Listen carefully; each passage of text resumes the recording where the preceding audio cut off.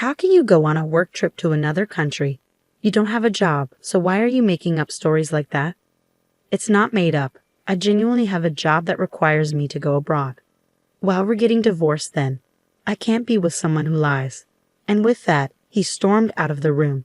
He thinks I'm lazy and unemployed because I work from home. But I have a stable income and help with our expenses, yet he refuses to see that. A few days after I got back from my work trip, I found papers saying we were getting divorced, already signed. I understand now. If he can't see things differently, maybe it's best we go our separate ways. So I signed the papers and head to the state court. My name is Hannah Robinson. I'm 29 years old. My husband's name is Jake. He's 30. We met in college and we got married when I was 25. We were more like best friends than romantic partners, always honest with each other. That openness was good, but sometimes it led to unexpected outcomes. For me, it all changed when I talked about my dream with him. My dream is to run an online store selling imported goods. The idea came up during my part-time job at a boutique while I was in college. I've always loved foreign designs and was drawn to them even during my part-time gig. After I graduated, I worked full-time at that boutique, but I couldn't shake my dream. I wanted to open my own shop and fill it with my favorite foreign goods, sharing them with customers. My parents and friends cheered me on, saying things like "good luck" and "you'll make it." Surely Jake would understand my dream and support me. So when Jake got home from work, I tried to casually bring up my dream. "Hey Jake, you know I've been mentioning wanting to open my own shop, right?" "Well, about that." "Oh, not this again. You can't just do things on a whim. You should just give up." "Why would you say that?" "This isn't just a sudden idea. It's something I've been thinking about for a long time. Sometimes things just aren't possible. Life isn't as easy as you think it is. You don't have to be so harsh. Why do you always shoot down my ideas right away?" I say, my voice rising unintentionally. My thoughts brushed aside. Jake gives me a cold look, his tone sharp. "Fine, then tell me, what's your backup plan if this business of yours fails?" "Well, I don't expect it to be an instant success." "And what about your income in the meantime? The bills and living costs we share. Are you saying I have to handle it all now?" "Fine, do whatever you want," Jake says dismissively. "But if it doesn't work out and you regret it, don't come crying to me." Every time I talk about starting my own business, Jake gets irritated. The reason is simple. He worries about my income becoming unstable. I work at an import shop that's doing well with lots of customers. Because of that, I earn a good amount, maybe even a bit more than Jake, who's an office worker. I've been covering more expenses like meals and rent because of this. But Jake can't handle the idea of my income going down. At first he'd say things like "take your time" and "prepare well," but now he's just trying to discourage me. Still, I won't give up on my dream of owning my own shop, no matter how much Jake opposes it. I decided to prioritize chasing my dream. Despite Jake's objections, I pushed forward, and at 26, I launched my own online boutique. At first, things were tough, just like Jake had warned. But over time, I tried different strategies. I made the most of being online, worked with well-known e-commerce platforms, used social media for promotion, and did everything I could. And thanks to all this effort, a year after starting my own business, I managed to secure a stable income. From there, I grew my customer base and expanded my product range. Now my annual sales reached $300,000. Because Jake had been so against it, I never talked to him about my sales. I figured he wouldn't be interested anyway, and he never asked. But he always reminded me about the bills and living expenses. I just handed over the money he asked for without argument and tried to keep work-related talk neutral. Then one day, I got a message in the DMs of my online shop. "I'm a regular customer of your shop. I was wondering, could you start selling furniture in addition to the international knickknacks?" Actually, many customers had asked me to add furniture to my shop's offerings. But selling furniture online is tricky compared to smaller items. Furniture is more expensive, and factors like material matter a lot. Even though I had experience working at an import shop, selling furniture without seeing it first comes with risks. So I decided to reach out to my old boss at the import shop to talk about it. "Hello, is this the manager? I'd like to discuss something with you." As soon as Maggie, the manager, recognized me, she sounded genuinely excited. "Hannah, it's been a while. If there's anything I can do to help, just let me know." Well, I've been getting requests to sell furniture in my online shop. Furniture? That sounds like a challenge. So I was thinking of seeing the items in person before selling them. How do you source your items, Maggie? I see what you're getting at. I can definitely help with that. Maggie, who had connections with overseas suppliers from before, offered to reach out to one of them and organize for them to supply furniture to my online shop. Thanks to my good relationship with Maggie, the overseas supplier agreed to Maggie's suggestion. I decided I would travel abroad to find the furniture, but I couldn't just leave without telling my husband. So that night, I brought it up with him. Jake, about the week after next, would it be okay if I was away for about a week? A week? Why do you need to be gone for so long?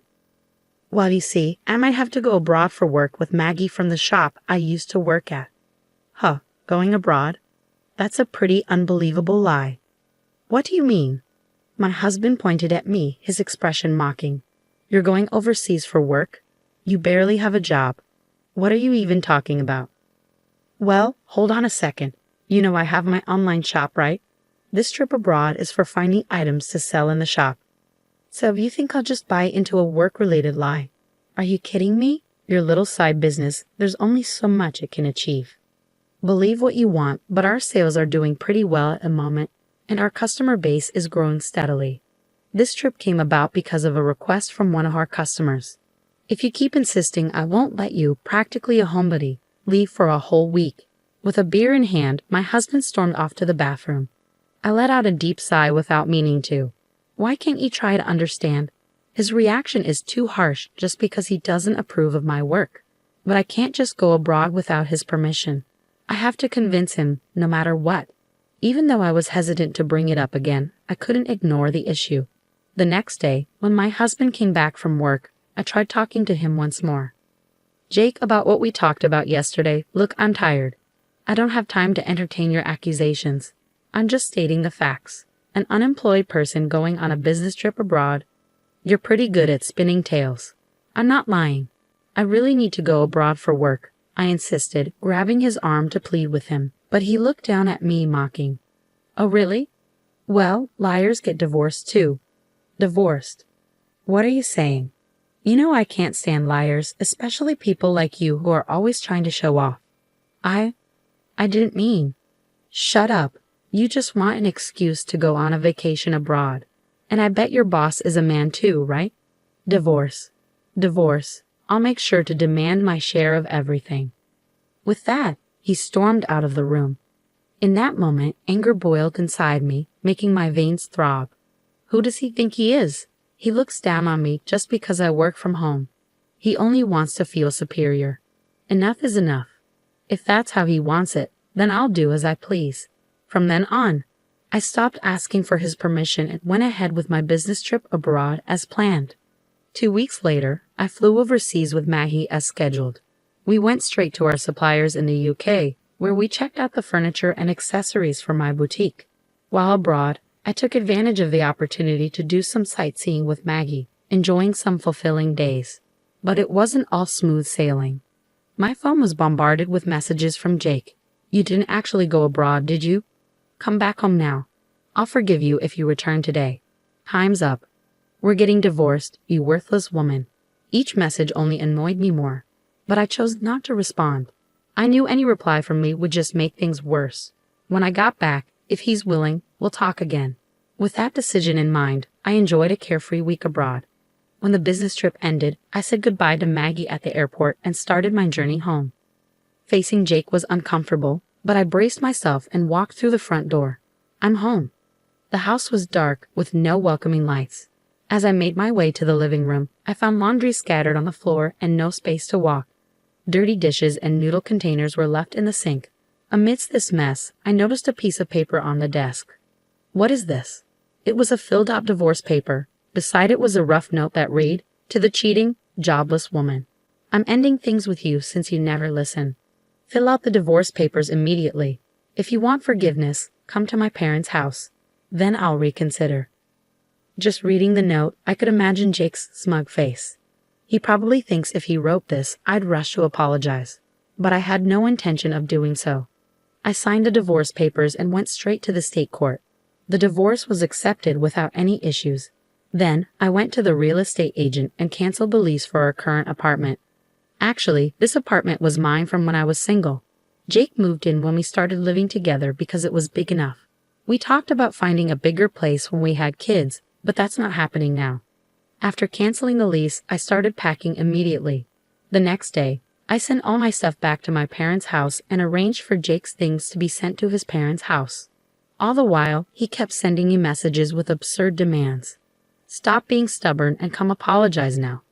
You have until the end of the week. Got it? And so on. But I ignored them all. Once the apartment was empty, I went back to my parents' house. A week later, my phone had been ringing nonstop since morning. Even though I ignored it, it kept on ringing. Reluctantly, I decided to answer the call. Hoping it would be the last, I pressed the answer button. "Hello," he started shouting right away. "What the hell do you think you're doing?" His loud voice caught me off guard, and I instinctively moved the phone away from my ear. Deciding to record the conversation just in case, I responded, "What's the problem? There's nothing left to talk about. Don't play games with me. Why were all of my things delivered to my parents' house? I just got to the apartment and it's completely empty. Oh, well, I canceled the lease, so I had to get rid of everything, right?" "What? Canceled? How dare you do something like that without consulting me?" "Without consulting you? The apartment was in my name. I have the right to make decisions about it, don't I?" At this point, I had nothing to lose. His words had no effect on me, and I responded in a challenging tone. Jake showed his frustration. "Stop messing around. I don't care about the lease. We were married, remember? I lived in that apartment too. You shouldn't have canceled it without talking to me." "Married? Yes. That's right. Even if you've been unfaithful, we're still married. But canceling the lease on our apartment without talking to your husband first? What's going on in your head? Do you think you can just do whatever you want, especially since you're not working? I can't forgive you for this." He kept shouting, not caring about how I felt at all. He's so angry. He doesn't even care about me, I thought. I decided it was time to tell him the truth. Hate to break it to you, but you're getting all worked up about not forgiving me. We're not married anymore, okay?" "What? What do you mean?" "I turned in the divorce papers you forgot about, so now we're not married anymore. Why would I keep renting a place for someone I don't even know? Wait, are you kidding? You don't have a job. You'd be in trouble without my support." "What? That's ridiculous. I never depended on you for anything." Caught off guard, Jake was speechless on the phone. I felt a rush of frustration and couldn't hold it in any longer. "You've underestimated me all this time. I'm not the lazy person you think I am. I didn't cheat on you. I was traveling for work to take care of my clients. If you can't believe that, it's okay, but I won't forgive you." "But wait, your online business. It's not easy to increase sales. I've been working hard for 3 years. You don't understand anything and won't even try." 3 years. Just so you know, I've been making much more money than you. You've always looked down on me. I don't want a marriage like this. You can live your miserable life alone for all I care. After ending the call, I deleted Jake's contact and blocked all communication channels. It seemed he finally grasped the reality of my successful online store, likely hearing about it from mutual friends. Despite his attempt to reach out, I had no intention of reconnecting. Jake visited my parents' house once, but my dad turned him away at the door. His own parents had learned of his mistreatment towards me and kicked him out. Now he's renting an apartment near his job, leading a solitary existence. Meanwhile, I decided to stay with my parents for a while. Thankfully, my job allows me to work remotely, which is convenient. Since my parents' house needs some renovation, I plan to start that soon. With my online store thriving, I'm not worried about anything else. I have the freedom to travel whenever necessary. Despite the divorce, I have no regrets about pursuing my dreams. I'll continue to work hard and repay those who supported me.